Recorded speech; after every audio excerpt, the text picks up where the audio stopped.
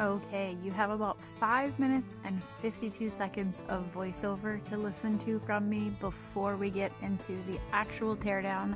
So if you do not want to listen to the history behind this house and how we got it and are just here for the teardown, jump ahead to 5 minutes and 52 seconds and that will put you right there.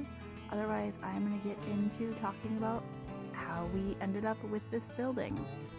So, as you know, Dan is a logger by trade. About a year and a half ago, he was out at work and my phone started blowing up with all these pictures of this really cool building that he had found on the property that the siding was coming off of, and underneath the siding you could see all of these hand-hewed logs. This side of the building right here is actually what really caught his attention first, and he thought it was so cool and obviously wanted to know more. So he got in touch with the landowner and asked, what is the story behind this building? So the story from the family goes that this property was owned by a Civil War veteran. He had fought in the Civil War, and I guess back then the government was giving property in reward or thanks for serving in the Civil War. So this particular guy got this property and he built this cabin. The hand-hewed logs, he did this, so they're about 150 years old. Obviously the back room and then the siding were put on at way later dates, but that's about what you can guess the hand-hewed parts are from, is after the Civil War. So he lived in it and, had a family in it and was there for a long time. And then he ended up selling to this family that this homestead still belongs to over 100 years later. As far as we can tell and from what we've heard, they were living in it until about the 60s, and then it's been empty since then. There was no running water, there's no bathroom. Dan said there's actually a hand-dug well down the hill, and that's where they would go collect their water every day and bring it up here. So after Dan learned all of this super cool history about this building, he asked what their plans were for it since it's just sitting here vacant. This is a property that is used a lot. It's kept very well. It's a beautiful property. Anytime I've been there, I've just been in love with it. It's a gorgeous place. But, this building is sitting here empty and deteriorating, so what are the plans with it? And they expressed that they had kind of an interest in having it torn down.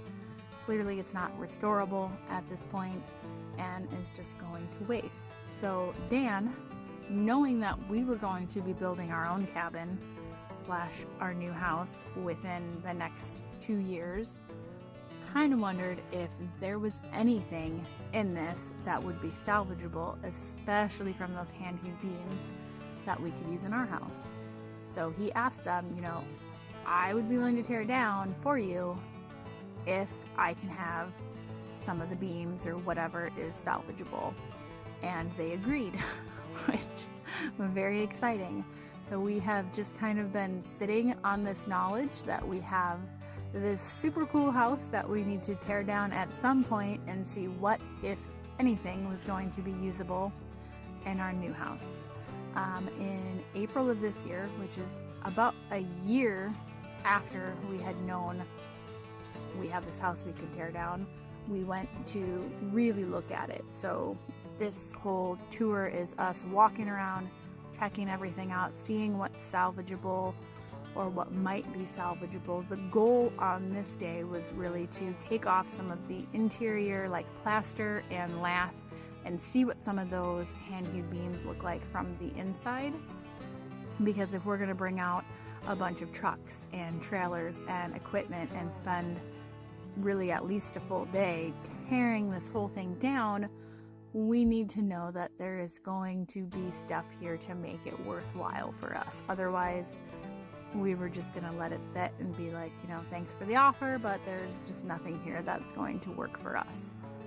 Luckily, after this day, we really thought there would at least be a little bit that we could work with. So, woohoo to that. But this is the room where we really wanted to get going on the plaster. So, you can see that here. This was a lot of work, and it was cold and dusty, but it was fun, and it kind of told us what we needed to know.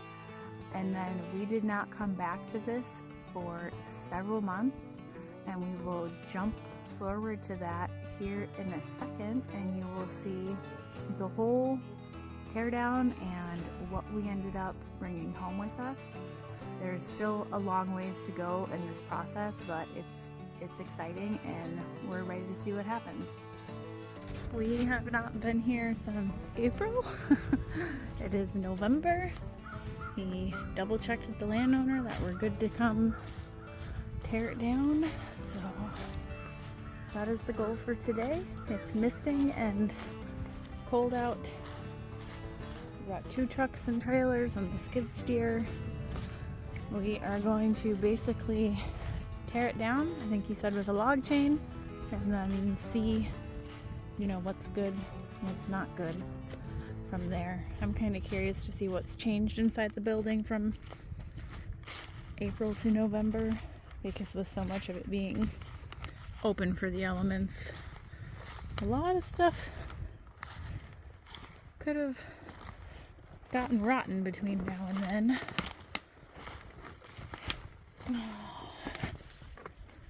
It is such a cool building. Here's the mess we made last time. We were trying to get these exposed so we could kind of see what we're even going to be able to work with or not. We won't really know until they're all pulled down. You know, they could be rotten inside. We want to saw them in half, so that'll be the other way we can tell, or when we'll find out if they completely blow into dust. I'd like to salvage some of these little doorknobs. I don't know what I'll do with them, but they're so unique. I'd hate to just be rid of them. I mean, really, the house looks pretty much the same as the last time we saw it. Ooh. Up the creepy stairs. Maybe I'll take you down to see the basement, see if that collapsed anymore. There's a lot of old newspapers under here that are really cool. I mean, this was a really, really cool little house at one point, and I'm hoping that we can give some of this some life again. I'm gonna climb down and we'll go look at the basement quick. It's tricky to get down here because the stairs have kind of collapsed and they're covered with so much debris. Slip and slide. Yeah, so you can see the house is just really caving in on itself. This isn't really a safe spot for me to be snooping around, but it's so interesting. I really can't help it.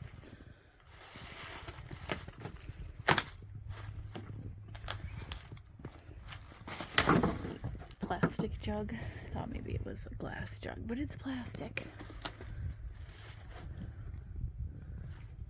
I would have loved to have seen it back in its heyday, but this is what we get. Well, the raccoons are still hanging out, I guess. Alright, I think Dan's about backed up the driveway, which means once he gets in here, we're pretty much getting to work. So, lots to do, lots to do. Trying to determine which doorknobs. Like that one's pretty rusty, but there's a couple cool ones. Originally, I had thought about saving some of the doors from the house and using them in our house. Obviously, they'd have had to be, I'm sure that's lead paint, so would have had to done something with that, but I think they're too small I like that doorknob. I love the color on the doors though. Like, isn't that pretty? If I had a use for it. I just don't.